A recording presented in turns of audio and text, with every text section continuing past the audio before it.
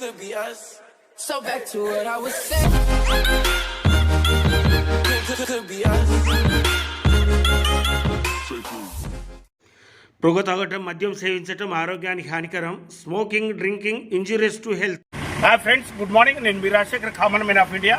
Friends, మనం జంగల్ బాటలో అంటే ట్రైబల్ ఏరియాస్, ఆదివాసుల దగ్గరికి పోయి సహాయం చేసే కార్యక్రమంలో భాగంగా ఈరోజు మరి కొమరంభీం ఆసిఫాబాద్ జిల్లా కెరమెర మండలంలో తుమ్లాగూడ అనే గ్రామ పంచాయతీ పరిధిలో ఉన్న టెల్మాగూడ అనే ఒక కుగ్రామానికి మనము వెళ్తున్నాము. మీరు అందించిన సహాయాన్ని వారికి అందజేయండి. చూడండి, ఇటు మీరు అందించిన సహాయాన్ని అందజేయడానికి వెళ్తున్నాం. మరి మనతో పాటు మిత్రులు సునీల్ గారు ఉన్నారు, జాఫర్ గారు ఉన్నారు. మీరు ఇద్దరు మిత్రులు మన మధ్యలో కలుస్తారు. మా ప్రయాణం హ్యాపీగా జరగాలని కోరుకోండి. ఓకేనాక వచ్చాక మీకు అప్డేట్ ఇస్తాం. బాయ్. ఫ్రెండ్స్, ఇప్పుడు మనము కెరమెర మండల్ తుమ్మగూడ గ్రామ పంచాయతీకి సంబంధించిన టెమ్లాగూడ అనే ఒక కుగ్రామానికి ప్రయాణం వెళ్తున్నాము. అంటే మెయిన్ రోడ్ దాటి కచ్చా రోడ్ ఎంబట్టి వెళ్ళే మార్గం మీకు చూపెడుతున్నాం. వెహికల్ కూడా కొంత దూరమే వెళ్తుంది అని తెలిసింది. తర్వాత చూద్దాం మనం. ఓకే.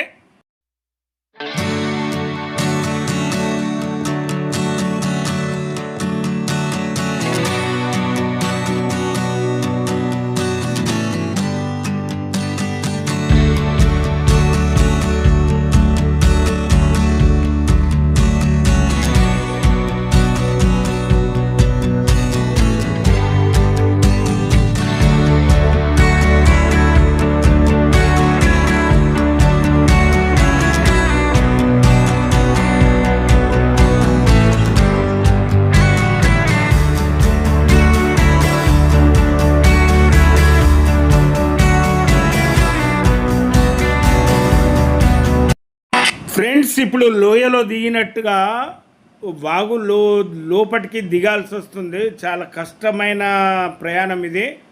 చాలా స్లోగా మరి మా వెహికల్ వస్తున్న దృశ్యాన్ని మీరు చూస్తున్నారు. ఇక్కడ నుంచి ఈ ఒడ్డు వరకు మాత్రమే వెహికల్ వెళ్తుంది. తర్వాత మరి చాలా కష్టతరమైన ప్రయాణం. ఎంతో ఎత్తు నుంచి చూస్తుండ్రు కదా మీరు. చూడండి, అక్కడ పోయా డెడ్ ఎండింగ్లా మరి ఆగిపోద్ది. అక్కడ ఆగిపోయినాక ఇక మా పరిస్థితి ఏందో మీరు మెల్లగా గమనించవచ్చు. ఓకే.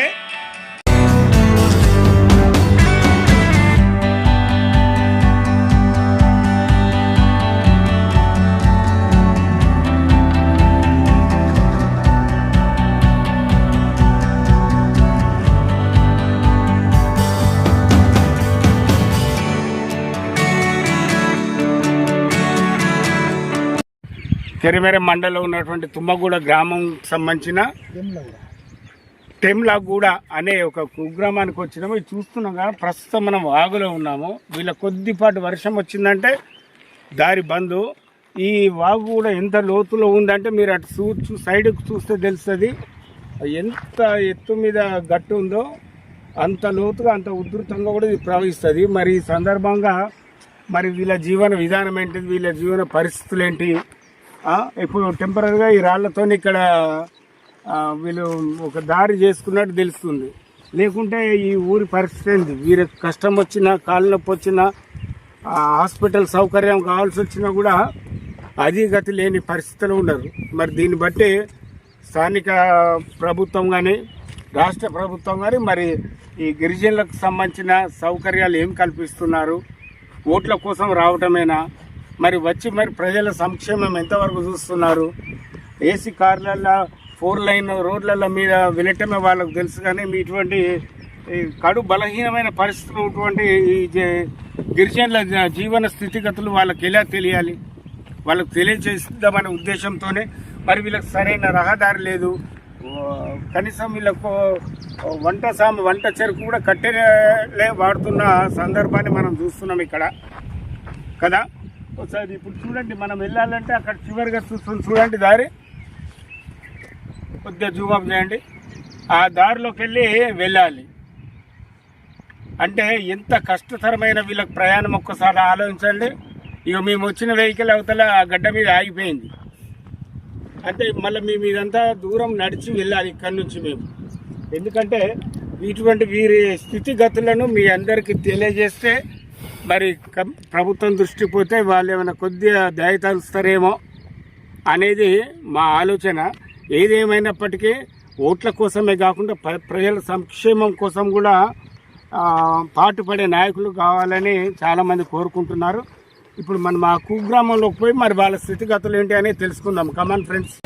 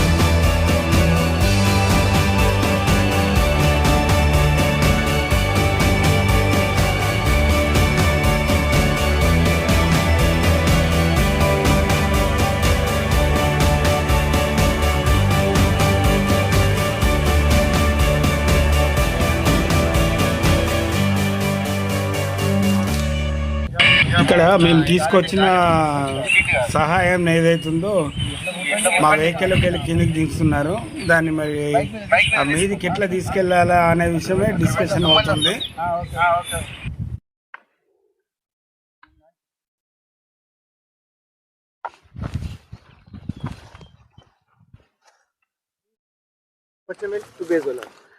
ఫ్రెండ్స్, మీదికి వెళ్ళటానికి దారి లేక మనం తెచ్చిన సహాయాన్ని మరి పాపం ఈ తరుణ్ మనకు హెల్ప్ చేస్తుండే. ఇక్కడ తరుణ్ జలపతి గారు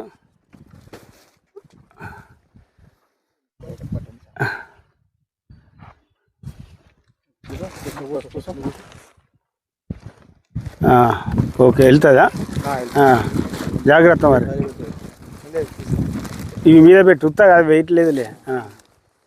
జాగ్రత్త అమ్మా. ఓకే.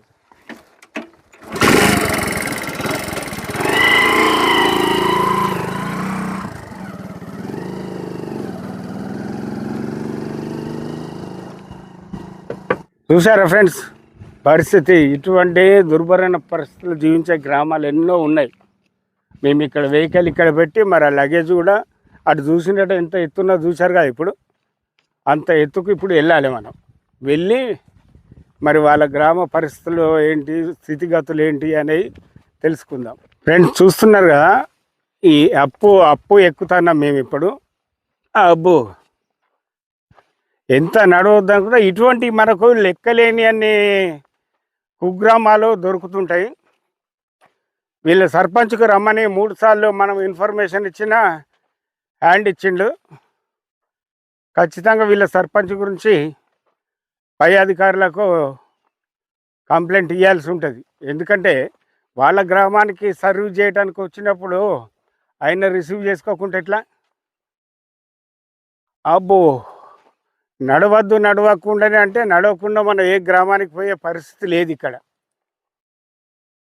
చూడండి, ఇక్కడి నుంచి 1/2 కిలోమీటర్ నడవాలంట. మరి చూద్దాం ఫ్రెండ్స్. దమ్ముకు వస్తుంది మరి, తక్కువ లేదా? ఇప్పుడు లోయలకి వెళ్ళి ఎక్కుతానే అట్టున్నది పరిస్థితి. తెమ్లగూడెం మన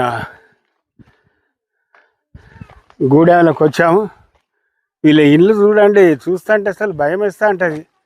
వీళ్ళు ఏంటి వీళ్ళ పరిస్థితి, ఇవాళ జీవన విధానం ఏంటిది? ఉన్న 5-6 ఇండ్లు ఉంటాయి.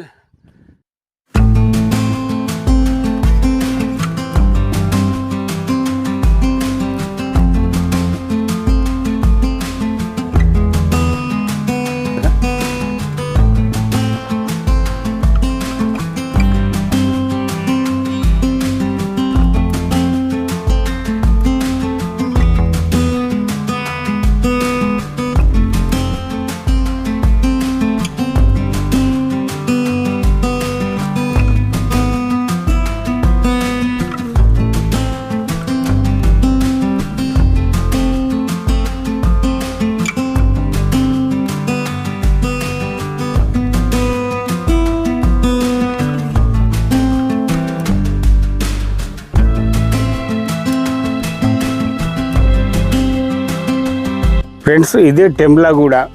ఇది చూస్తే మరి ఇండ్లు వీళ్ళ జీవన స్థితిగతులు దీంట్లో ఉన్నాయే దాదాపు 10-12 ఇండ్లు ఉంటాయి ఇక్కడ. వీళ్ళు జనసి జీవన స్రవంతికి చాలా దూరంగా ఇక్కడ ఉంటున్నట్టు మనకు తెలుస్తుంది.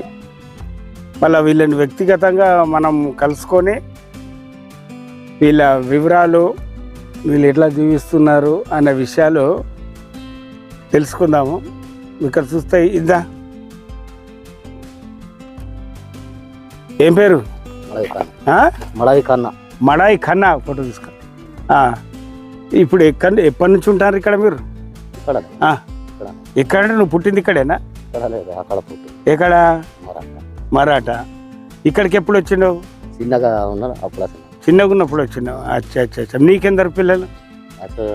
5. ఏం చేస్తారు? కాదు, చదువుపియాలేదా? ఎందుకు చదివియాలి మరి? చదివియాలే. మీ ఇల్లేది?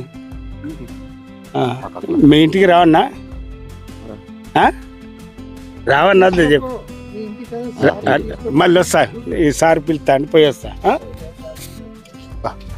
ఫ్రెండ్స్, మనం ఇప్పుడు కెరమెరి మండలం తుమ్మగూడ గ్రామానికి సంబంధించిన టెమ్లాగూడ అనే గ్రామంలో ఉన్నాము. దీనికి సంబంధించిన పెద్ద మన ముందు ఉన్నారు. దీన్ని మాట్లాడి కొన్ని విషయాలు తెలుస్తుంది. రామ్ రామ్ సాబ్. రామ్ రామ్ రామ్ రామ్. అప్కన్ మీ పేరేంటి? అంబాజీ నాయక్. అంబాజీ నాయక్. ఎంతకాలం చూంటారు ఇక్కడ? ఇక్కడ దాదాపు ఒక 70 సంవత్సరాల కంటే పైన అయిపోయింది. అంటే మీ నాన్నగారు కూడా ఇక్కడే ఉన్నారు? ఇక్కడనే ఉండే. వావ్. అంటే మీరు ఇక్కడే పుట్టారు? ఇక్కడనే పుట్టారు. మీ పిల్లలు ఇక్కడనే? మరి బయటికి పోవాలని లేదా? బయటికి పోవాలని ఉంది. అదే ఎప్పుడు ఇక టైం పడితే పోకట లేకుంటే ఏం లేదు, అన్ని సరుకులు తీసుకొని వచ్చి ఉంచుకోవాలి. ఇక్కడ మరి మీ జీవనాధారం ఏంటి? జీవనాధారం వ్యవసాయమే. వ్యవసాయమేనా? ఎందరు పిల్లలైనా మీకు? మాకు 3 బిడ్డలు, 1 కొడుకు. పెళ్ళిళ్ళైనా అందరికి? 3 బిడ్డలు. కొడుకున్నాడు? ఏడు మీ సార్ కొడుకేడు? కొడుకు చదువుతాడా? చదువుతాడు. Very good. చాలా మంచి చదివిస్తానుగా, సంతోషం.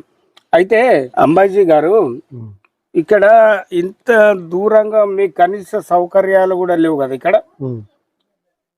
ఏమన్నా ఎమర్జెన్సీ వచ్చింది అనుకో, అంటే హెల్త్ ఎమర్జెన్సీ, మరి మీ పరిస్థితి ఏంటి? దేవుని ఆధారం. అంతేనా? అంతే. ఫ్రెండ్స్, చాలా చోట్ల మీకు చెప్తూ వస్తున్నాను. మరి ఇటువంటి సమాజానికి దూరంగా ఉన్న కుగ్రామంలో వీళ్ళ ఆరోగ్య పరిస్థితుల దృష్ట్యా మరి ఎవడు ఎందుకు పట్టించుకుంటాడు అనేది ప్రతి ఒక్కరు గమనించాలి. దయచేసి ఐటీడీఏ వాళ్ళు చూడండి. మీ గ్రామాలను సందర్శించటం ఏంటంటే మీరు రావడానికి కుదరదు, ఇక్కడికి వచ్చే ఆసక్తి కూడా మీకు ఉండదు. కాబట్టి మా వంతుకు ఒక సమాజంలో సభ్యులుగా, ఒక పౌరునిగా వచ్చి మరి వీళ్ళ స్థితిగతులను మీ ముందు పెడుతున్నాము. చూడండి, వీళ్ళకు హెల్త్ ఎమర్జెన్సీ వస్తే పట్టించుకునే నాదుడు లేడు. వీళ్ళు కనీసం ఇప్పుడు మనం చూసిన వాగుగిన పొంగిందనుకోండి, బయటి ప్రపంచంతో సంబంధాలు కూడా కట్టు. మరి వీళ్ళకి చిన్న బ్రిడ్జి కట్టియటమో, లేదంటే మౌలిక సదుపాయాలు కల్పించటమో, వీటి మీద మరి మీరు ఎందుకు దృష్టి పెడతలేరు అనే కామన్ మ్యాన్గా నా ప్రశ్న. ఓకేనండి. మరి ఇప్పుడు మీరు ఇక్కడ పెళ్ళిళ్ళు, శుభకార్యాలు చేసుకోవాలనుకోండి, బయటికి వెళ్ళి చేసుకుంటారా, ఇక్కడ చేస్తారా? ఇంతకుముందు ఇక్కడ చేశాము, కానీ ఏంటంటే ఇక్కడ అందుబాటులో ఏది రాకట్లేదు, దాని కాబట్టి ఇక అట్టే చేసుకుంటున్నాం. అచ్చా అచ్చా అచ్చా. అంటే ఈ మొన్న 1 మంత్ బిఫోర్ అక్కడ కెరమెరిలోనే చేసుకున్నాం బిడ్డది. అచ్చా అండి. అంటే ఇప్పుడు మీరు నాయక్స్ కదా, మీరు సంప్రదాయమైన దుస్తులు ఏమన్నా ఇప్పుడు వాడుతున్నారా? వాడుతున్నాం కదా. ఏడు తరుణ్ ఏడి మరి వాడతలేమన్నా? ఇప్పుడు ఇక్కడ లేదు మా దగ్గర. మా ట్రెడిషనల్ ఉంది, కాకపోతే ఇక్కడ మా దగ్గర లేదు. అంటే మీరు ఇక్కడ ఉండటం మీకు హ్యాపీగానే ఉందా? హ్యాపీగానే. గవర్నమెంట్ మీకు ఏం ఫెసిలిటీస్ ఇచ్చింది చెప్పండి. ఒరిజినల్ మాకు కళ్ళు దొరుకుతుంది. Very good, very good, thank you. మీరు అనేది ఇప్పుడు ఈ గేదెలు, కోళ్ళు, మేకలు మీరు కష్టపడి మీరు సంపాదించుకున్నాయి కదా. నేను అనేది గవర్నమెంట్ మీకు ఇచ్చే సౌకర్యాలు ఏమి ఇచ్చింది అంటున్నా? ఏమి ఇయ్యలే. మరి అదే నేను అడిగేది. ఇవన్నీ మీరు కష్టపడి సంపాదించుకున్నాయి కానీ గవర్నమెంట్ ఇచ్చింది కాదు కదా. ఎక్కువ శాతం ఏంటంటే వేరే దాని మీద ఆధారపడేది మనం బతుకులు చాలా ఇదైపోతుంది. మనం సొంతం ఏదైనా చేసినాం అనుకో, మన సొంత కోసం చేసినాం అనుకో, మనిషి పనిని వదలకుండా జీవితానికే కొంచెం ఇది చేసుకుంటాడు అన్నట్టు. అచ్చా అచ్చా అచ్చా. గ్యాస్ లేదని తెలిసిందే నాకు. ఆ గ్యాసులు లేవు, కొన్ని గ్యాసులు రావాలి కొందరికి. అయితే ఇప్పుడు ప్రభుత్వాన్ని నుంచి ఏం కోరుకుంటారు మీరు? ప్రభుత్వానికి కోరుకునేది ఏంది, ఒక బ్రిడ్జ్ కావాలి, ఒక చిన్న కలవాటు వేసినా గానీ బాగానే ఉంటది. అవును. మాకు కొన్ని ఇండ్లు కావాలి, ఇండ్లు అవసరమే. అవును. ఇండ్లు లేవు. అదొక పెద్ద ఇళ్ళ అందరికంటే పెద్దది ఒక 2 అయితే చాలు. ఇల్లు కావాలి, మళ్ళీ ఇది మన రోడ్డు కావాలి. ఈ 2 అయిపోతే మా జీవనం ఆధారం మాకు హ్యాపీగానే ఉంది. సౌకర్యం బాగుంటది. మరి 15 రోజులకు ఒకసారి వాళ్ళకు వారానికి ఒకసారి హెల్త్ అసిస్టెంట్లు వస్తుంటారు కదా, మీ దగ్గరకు వస్తారా? అప్పుడప్పుడు వస్తారు, రారు, రారు. ఎక్కువ హెల్త్ అసిస్టెంట్లు చాలా తక్కువ వస్తారు. వాళ్ళు ఎవరు ఒకరితోటి ఇక తరుణ్ ఉన్నారనుకో, మన ఈ పిల్లలు ఉన్నారు, వాళ్ళతోటి మెడిసిన్ ఏదో పంపిస్తారు. వాళ్ళు కూడా సరిగా రారు. వీళ్ళు బయటకు వెళ్తారు కాబట్టి ఏదో చెప్పి పంపిస్తారు. ఓకే అండి, ఇప్పుడు దీంట్లో మీరు 2 సామాజిక వర్గాల వారు ఉన్నట్టు తెలిసింది. అవును, కొలాంస్ ఉన్నారు, నాయక్స్ లంబడాస్ ఉన్నాం. మీ అందరికి కూడా హెల్త్ ఎమర్జెన్సీలో ఎటువంటి బెనిఫిట్ లేదు. హెల్త్ గురించి అయితే లేదు. ఓకే, ఈ విషయం మీ ITDF దగ్గర కూడా తీసుకెళ్ళండి. అయితే మీ 4-5 ఇళ్ళను మేము పరిశీలిస్తాము ఒకసారి. వెళ్ళొచ్చు. ఇంకోటి ఏంటంటే ఆఫీసర్లు వచ్చే వాళ్ళైనా గానీ పోయే వాళ్ళైనా గానీ ఎవరైనా గానీ ఆఫీసర్లు ఇక్కడ వరకు వస్తామంటే కూడా ఎవరో ఒకరికి పట్టుకొని, లేకుంటే ఏదో ఒక మన దగ్గర ఉన్న ఎవరైనా ఉన్నారు అనుకో, వాళ్ళకి తీసుకొని అక్కడి నుంచి ఏదో మాట్లాడి అక్కడి నుంచి అక్కడే పంపిస్తున్నారు. ఇక్కడ ఊరు వరకు వస్తేనే ఏదైనా సమస్యలు మనకు తెలిసిపోతుంది కదా. అది మెయిన్, అదొకటి మెయిన్ పెద్ద అది. ఇప్పుడు మీరు బుడ్డ లీడర్లు ఉంటారు కదా, అదే మిమ్మల్ని అటే తోలుతారు. అదే అవుతుంది కదా, దాంతో చాలా పెద్ద ప్రాబ్లం అవుతున్నది మాకు. కానీ ఊరి వరకు వస్తే సమస్యలు తెలుస్తుంది. ఇప్పుడు నేను ఇక్కడ దాకా రావట్టి ఎంత రిస్క్ తీసుకొని, మాకు ఈ వాగులు వర్రెలు ఇవన్నీ తెలియదు. ఎప్పుడైనా హైవే మీద తిరుగుతాం. ఏంటి ఒక అణగారిన, మీరు ఎన్ని ఆస్తున్నా మీరు అణగారిన ప్రజల కిందనే లెక్క. ఎందుకంటే సొసైటీకి దూరంగా ఉంటుండ్రు మీరు, ఎన్ని సౌకర్యాలు ఉన్నా కూడా. మీ అటువంటి జీవన స్థితిగతులు అందరికి తెలియజేద్దామనే మా కాన్సెప్ట్. ఇంకోటి దీనివల్ల ఫ్యూచర్లో ఎప్పుడన్నా మీరు రుణాలు మేలు జరగాలనేది. ఓకే అండి, థ్యాంక్ యూ. మేము చూస్తాము. ఓకే, సరే. టెల్మగూడ కుగ్రామ చరిత్ర 2వ భాగంలో